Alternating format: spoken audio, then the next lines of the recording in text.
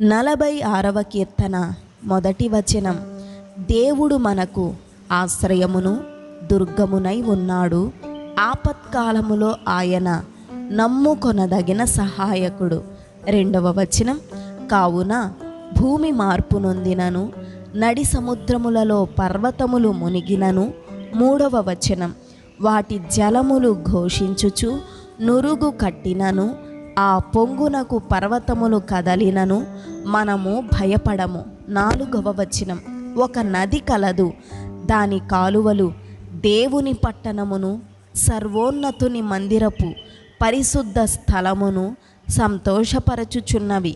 5వ వచనం. దేవుడు ఆ పట్టణములోనున్నాడు, దానికి చలనము లేదు.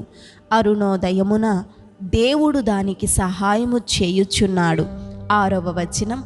జనములు ఘోషించుచున్నవి, రాజ్యములు కదలుచున్నవి. ఆయన తన కంఠధ్వని వినిపింపగా భూమి కరగి పోవుచున్నది. 7వ వచనం. సైన్యములకధిపతియగు యెహోవా మనకు తోడై ఉన్నాడు, యాకోబు యొక్క దేవుడు మనకు ఆశ్రయమై ఉన్నాడు. 8వ వచనం.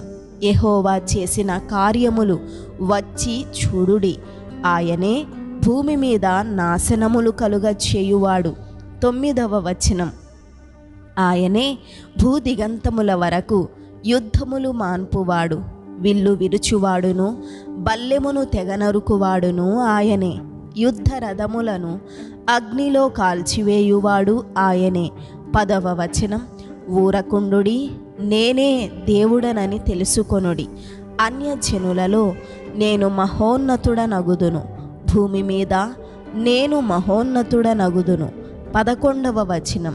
సైన్యములకధిపతియగు యెహోవా మనకు తోడై ఉన్నాడు, యాకోబు యొక్క దేవుడు మనకు ఆశ్రయమై ఉన్నాడు. ఆమేన్.